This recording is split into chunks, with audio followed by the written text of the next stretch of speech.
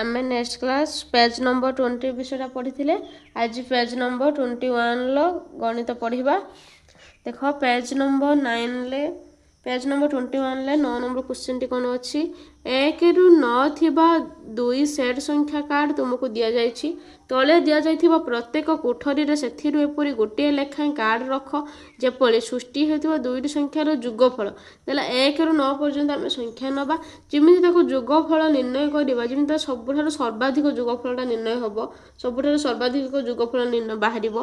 आ गोटे बी रखन देला ना गोटे संख्या दीटा नबा 1 ରୁ 9 मध्य संख्या दीटा नबा ताकू वियोग कले जमी सर्वनिम्न वियोगफल बाहर माने ये संख्या कार्ड आम किसी संख्या लिखा एठी भी किसी संख्या लिखा ये गोटे 7 अंक विशिष्ट 7टा कार्ड अच्छे 1 2 3 4 5 6 7 ये 5टी कार्ड अच्छी ये 7टी कार्ड ये 5टा कार्ड ये 7 अंक विशिष्ट गोटे संख्या नवा ये गोटे 5 अंक विशिष्ट संख्या नहीं कि गोटे बृहत्तम संख्या गोटे सर्वाधिक जोगफल निर्णय करवा यहाँ सर्वनिम्न वियोगफल निर्णय करवा। देख सर्वाधिक जोगफल पाइबा आम 7 अंक विशिष्ट गोटे संख्या लिखा 9 8 7 6 5 4 3 माने से संख्याटा को आम बड़ू सान क्रम सजैकी लिखिदेवा। तापर 5 अंक विशिष्ट गोटे संख्या नहीं गले पुणी से 5 पर्यंत 5 अंक विशिष्ट संख्या नहीं तापर सब आम तार जोगफल निर्णय करदेवा यहाँ को मिसेदेले ती तार बाहर है।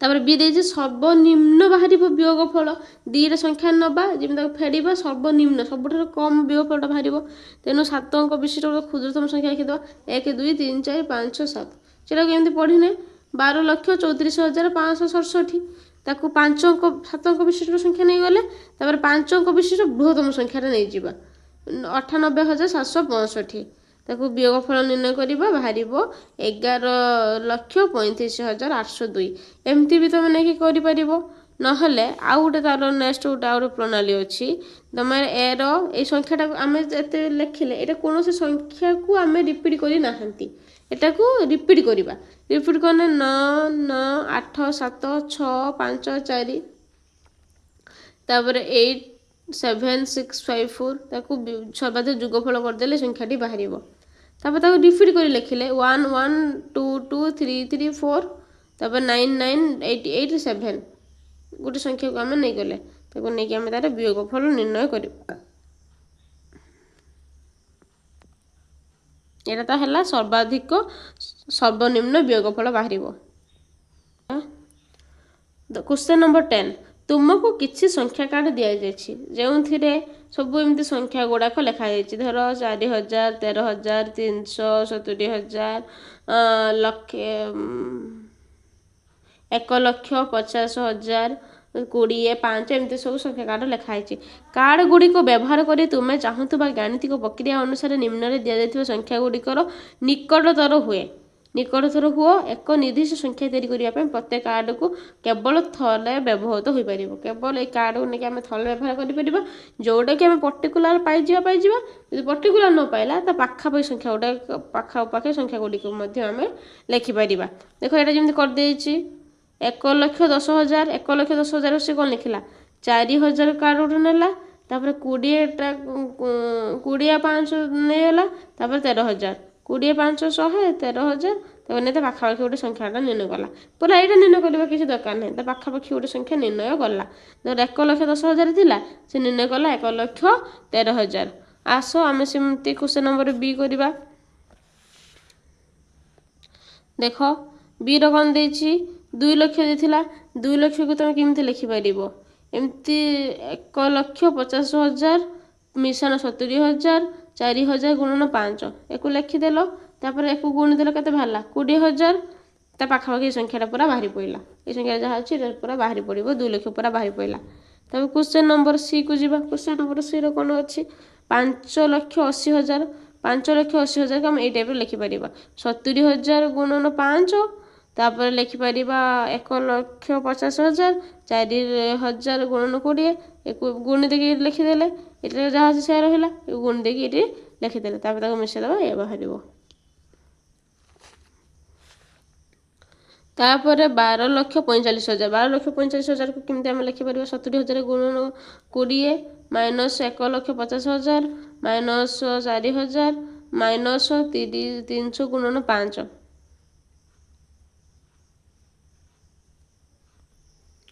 ଦେଖ ତାପରେ ଏ ଦୁଇଟାକୁ ଗୁଣିକି ଆମେ ଲେଖିଲେ ଏଇଟା ଯାହା ଲେଖିଦେଲେ ପ୍ରଥମେ ଇୟାର କାମ ହେଉଛି ଏକୁ ଗୁଣିବ 1500 ବାହାରିବ ଏଇଟା 1500 ବାହାରିଲା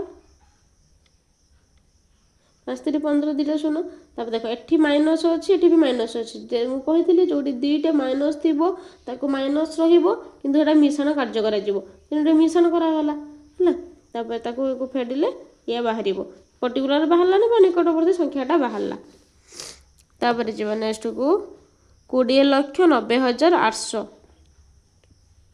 ସେମିତି ତାକୁ ଲେଖିବା 13,300 ମାଇନସ୍ 70,000 20,000 20 ଗୁଣନ 5 1,50,000 ମିଶାଣ ଚାଲିଛି ତାକୁ ଗୁଣ ଲେଖିବ ତାକୁ ଫେଡ଼ିକି କରିଦେବ ଗୁଣ କରି ମିଶାଇବ ତାପରେ ଯାହା ବାହାରିବ ତା ସହିତ ଗୁଣନ କରିକି ଲେଖିବ ତାପରେ ମିଶାଇବ ତାକୁ ଗୁଣ କରି ଲେଖିବ ତ ଆନ୍ସର୍ ଏଇଆ ବାହାରିବ ତାପରେ question number 11 statue of unity ଉଚ୍ଚତା ବିଶିଷ୍ଟ ଏକ ମୁଦ୍ରା ସ୍ତମ୍ଭ ସୃଷ୍ଟି କରିବା ପାଇଁ କେତୋଟି ମୁଦ୍ରା ଆବଶ୍ୟକ ହେବ ମନେକର ପ୍ରତ୍ୟେକ ମୁଦ୍ରାର ମୋଟଇ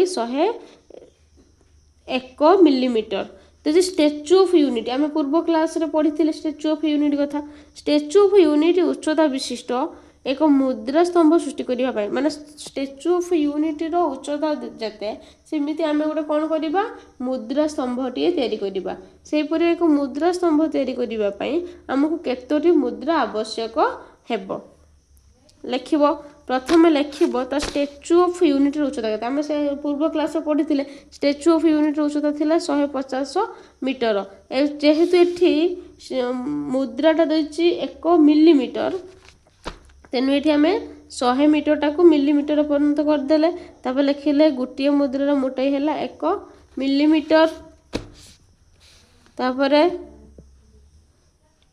1,80,000 ମିଲିମିଟର ଉଚ୍ଚତା ହେବା ପାଇଁ କେତେ ହେବ ତାର କେତେଟା ମୁଦ୍ରା ଦରକାର 1 ହରଣ କରିଦେଲେ ବାହାରିଲା 1,80,000 ତେଣୁ 1,80,000ଟି ମୁଦ୍ରାରେ ଷ୍ଟାଚ୍ୟୁ ଅଫ୍ ୟୁନିଟି ହେଇପାରିବ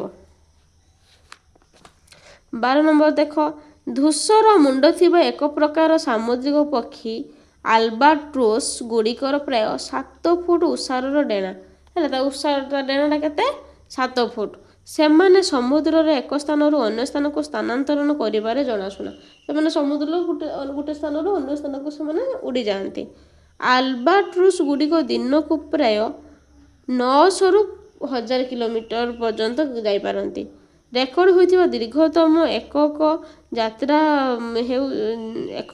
ହେଉଛି ପ୍ରାୟ 12,000 କିଲୋମିଟର ତେବେ ଏପରି ଯାତ୍ରା କରିଲେ ପ୍ରଶାନ୍ତ ମହାସାଗର ଅତିକ୍ରମ କରିବା ପାଇଁ ତାକୁ କେତେ ଦିନ ଲାଗିବ ଦେଖ ବୁଝିବା ପ୍ରଥମେ ଲେଖିବ ରେକର୍ଡ ହୋଇଥିବା ଦୀର୍ଘତମ ଯାତ୍ରା କେତେ ରେକର୍ଡ ହେଇଛି ମାନେ ଜଣେ ଯାଇକି କେତେ ରେକର୍ଡ କରିଛି ଟୋଟାଲ ଜଣେ ଯାଇକି ରେକର୍ଡ କରିଛି 12,000 କିଲୋମିଟର ତେଣୁ ମୋଟ ଦୂରତା କେତେ 12,000 କିଲୋମିଟର ଯଦି ଆଲବାଟ୍ରୋସ୍ ପକ୍ଷୀ ଦିନକୁ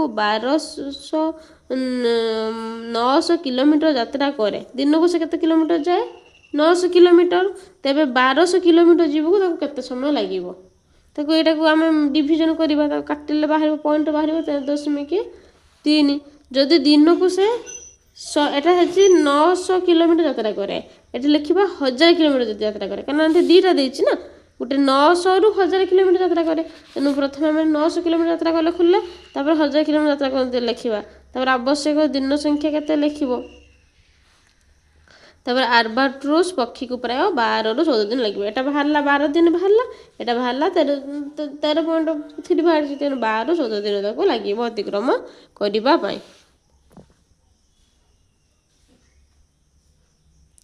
ତାପରେ ଯିବା କ୍ୱେଶ୍ଚନ୍ ନମ୍ବର 13 ଫ୍ଲେମିଙ୍ଗୋ ପକ୍ଷୀ ପ୍ରତିବର୍ଷ ଶୀତ ଋତୁରେ ସାଇବେରିଆ ଅଞ୍ଚଳରୁ ଚିଲିକାକୁ ଆସିଥାନ୍ତି କେଉଁଠି ଆସନ୍ତି ସାଇବେରିଆରୁ ଚିଲିକାକୁ ଆସନ୍ତି କି ପକ୍ଷୀର ନାଁ କ'ଣ ଫ୍ଲେମିଙ୍ଗୋ ପକ୍ଷୀ ତାକୁ ସାଇବେରିଆରୁ ଚିଲିକାକୁ ଅତିକ୍ରମ କରିବାରେ ପୁରା 12,000 କିଲୋମିଟର ପଥ ଅତିକ୍ରମ କରିବାକୁ ପଡ଼ିଥାଏ ମାନେ ସାଇବେରିଆରୁ ଚିଲିକା ଆସିବ 12,000 କିଲୋମିଟର ହେଲା ସେ ଅତିକ୍ରମ କରିକି ଆସେ ଏହାର ଯାତ୍ରା 13 ଅକ୍ଟୋବର 2022 ଠାରୁ ଆରମ୍ଭ ହୋଇ 11 ଦିନ ପର୍ଯ୍ୟନ୍ତ ଚାଲିଲା।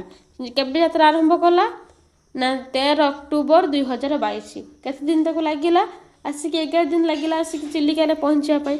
ତେବେ ଏହାର ପ୍ରତିଦିନ ଅତିକ୍ରମ କରିଥିବା ଦୂରତା, ପ୍ରତି ଘଣ୍ଟାରେ ଅତିକ୍ରମ କରୁଥିବା ଦୂରତା ଆମେ ନିର୍ଣ୍ଣୟ କରିବା। ସେ ପ୍ରତିଦିନ ଟୋଟାଲ ମୋଟ ଦୂରତା ହେଲା କେତେ? 12,000 କିଲୋମିଟର। କେଉଁଠୁ? ସାଇବେରିଆରୁ ଚିଲିକା 12,000 କିଲୋମିଟର। ଆବଶ୍ୟକ ଦିନ ସଂଖ୍ୟା, ତାକୁ କେତେ ଦିନ ଲାଗିଥିଲା? 11 ଦିନ ଲାଗିଥିଲା। 11 ଦିନ ମାନେ କେତେ ଘଣ୍ଟା? ଯଦି ଏକ ଦିନ ହେଲା 24 ଘଣ୍ଟା, ତେବେ 11 ଦିନ କେତେ ଘଣ୍ଟା? 11 ଗୁଣନ 24, 264 ଘଣ୍ଟା। 264 ଘଣ୍ଟାରେ ଅତିକ୍ରାନ୍ତ ଦୂରତା, 264 ଘଣ୍ଟାରେ ସେ କେତେ ଦୂରତା ଅତିକ୍ରମ କରିଥିବ? ମାନେ ସେ ଟୋଟାଲ ଥିଲା 11 ଦିନ। 11 ଦିନ ମାନେ 264 ଘଣ୍ଟା। 64 ଘଣ୍ଟାରେ ସେ କେତେ ଦୂରତା ଅତିକ୍ରମ କଲା? 12,000 କିଲୋମିଟର ଅତିକ୍ରମ କରିଛି। ତେବେ ଯଦି 264 ଘଣ୍ଟାରେ ସେ 12,000 କିଲୋମିଟର ଅତିକ୍ରମ କରେ, ତେବେ 1 ଘଣ୍ଟାରେ ସେ କେତେ ଦୂରତା ଅତିକ୍ରମ କରିବ? ତେଣୁ ତାକୁ ଡିଭିଜନ କରିବ। କଟିଲେ ଏଠି ଆସିବ 1000/22, ତାର କଟିକି ଆସିବ 45.45 କିଲୋମିଟର ବାହାରିବ। ତେଣୁ ଘଣ୍ଟାକୁ ପ୍ରାୟ ସେ 45 କିଲୋମିଟର ବେଗରେ ଗତି କରିଛି। ହେଲା। ଶଙ୍ଖଚିଲ ପକ୍ଷୀ ଭୂମିସ୍ତରରୁ 4500 ବା 6000 ମିଟର ପର୍ଯ୍ୟନ୍ତ ଉଡ଼ି ପାରନ୍ତି। ଦେଓମାଳି ପର୍ବତ ହେଉଛି 16,072 ମିଟର ଉଚ୍ଚ। ଉଡ଼ାଜାହାଜ 10,000 ରୁ 12,800 ମିଟର ପର୍ଯ୍ୟନ୍ତ ଉଡ଼ିପାରେ। ସମ୍ମୁଖ କୋଠା ତୁଳନାରେ ଏହି ଉଚ୍ଚତା ଗୁଡ଼ିକ କେତେ ଗୁଣ ହେବ? ମାନେ ସମ୍ମୁଖ କୋଠକୁ ନେଇକି ଆମେ କରିବା। 3ଟା ଅଙ୍କ ଦେଇଛି। ହେଲା, ଆମେ 3ଟା ଅଙ୍କକୁ ବର୍ତ୍ତମାନ କରିବାକୁ ଯିବା। ଦେଖ, ପ୍ରଥମ ଦେଲା ସମୁ ଘରର ଉଚ୍ଚତା। ସେଠି ନେକ୍ସଟ ପେଜରେ ଆମେ ପଢ଼ିଥିଲେ ସମୁ ଘରର ଉଚ୍ଚତା। ଲେଖିଦେବ ସମୁ ଘରର ଉଚ୍ଚତା କେତେ ଥିଲା? ନା 40 ମିଟର। ଶଙ୍ଖଚିଲ ଉଡ଼ି ପାରୁଥିବା ସର୍ବନିମ୍ନ ଉଚ୍ଚତା କେତେ ଦେଲା? ଶଙ୍ଖଚିଲ କେତେ ପର୍ଯ୍ୟନ୍ତ ଉଡ଼ିପାରେ? 4500 ମିଟର। ତେଣୁ 4500 ମିଟର। ସମ୍ମୁଖ ଘର ତୁଳନାରେ ଏହା ଉଚ୍ଚତାର ବଡ଼ ହେବ କେତେ? 4500/40। 0 କଟିଗଲା, ତାପରେ କଟିଗଲେ ବାହାରିବ 112.5 ଗୁଣ। ଶଙ୍ଖଚିଲ ଉଡ଼ି ପାରୁଥିବା ଏଟା ନେଲେ କେତେ? 4500 ମିଟର ନେଲେ। ତାପରେ ଦେଇଛି କେତେ? 6000 ମିଟର ନେଇଛି। ତାପରେ ଆମେ 6000 ମିଟର ନିର୍ଣ୍ଣୟ କରିବା। ଶଙ୍ଖଚିଲ ଉଡ଼ିଥିବା ସର୍ବୋଚ୍ଚ ଉଚ୍ଚତା ହେଲା 6000 ମିଟର। 6000/40 = 150 ଗୁଣ। ସମ୍ମୁଖ ଘର ଉଚ୍ଚତାର 113 ଗୁଣ ଠାରୁ, ଏଠି ବାହାରିଲା 112 ବା 112.5, ସେ ଲେଖିଦେଇଛି 113 ଗୁଣ। 113 ଗୁଣରୁ 150 ଗୁଣ ପର୍ଯ୍ୟନ୍ତ ଶଙ୍ଖଚିଲଟା ଉଡ଼ି ପାରିବ। ତାପରେ ଦେଲା ଦେଓମାଳି ପର୍ବତ ହେଉଛି 1672 ମିଟର ଉଚ୍ଚ। ତାପରେ ଦେଖ, ଲେଖିବ ଦେଓମାଳି ପର୍ବତର କେତେ ଉଚ୍ଚ ଲେଖିଦେଲ। ସମ୍ମୁଖ ଘର ତୁଳନାରେ ଦେଓମାଳି ପର୍ବତର କେତେ ଉଚ୍ଚ? ସେ 1672/40। ବୁଝିପାରିଲ? ତାପରେ ତାକୁ କାଟିଦେଲେ ଏ ବାହାରିବ 4. ଏଇଟା କେମିତି ହବ? କାଟିଦେଲେ ବାହାରିବ। ହେଲା, 4.41.8 ଗୁଣ। ତାହେଲେ ଲେଖିବ ସମ୍ମୁଖ ଘରର ଉଚ୍ଚତାର 42 ଗୁଣ ଉଚ୍ଚତା ହେଉଛି ଦେଓମାଳି ପର୍ବତ। ତାପରେ ଦେଲା ଉଡ଼ାଜାହାଜ 10,000 ରୁ 12,800 ମିଟର ପର୍ଯ୍ୟନ୍ତ ଉଡ଼ିପାରେ। ସେମିତି ସମ୍ମୁଖ କୋଠା ତୁଳନାରେ ନିର୍ଣ୍ଣୟ କରିବା। ଏଟା 2ଟା ନିର୍ଣ୍ଣୟ କରିବା। ଗୋଟେ ହେଲା ଉଡ଼ାଜାହାଜ ଉଡ଼ି ପାରୁଥିବା ନିମ୍ନତମ ଦୂରତା କେତେ? 10,000 ମିଟର। ସମ୍ମୁଖ ଘର ତୁଳନା କରିବ 10,000/40, କାରଣ ସମ୍ମୁଖ ଘରର ଉଚ୍ଚତା ଏତିକି। କାଟିଦେଲେ ବାହାରିଲା କେତେ? 250 ଗୁଣ। ଉଡ଼ାଜାହାଜ ଉଡ଼ୁଥିବା ଉଚ୍ଚତମ ଉଚ୍ଚତା କେତେ? 12,800 ମିଟର।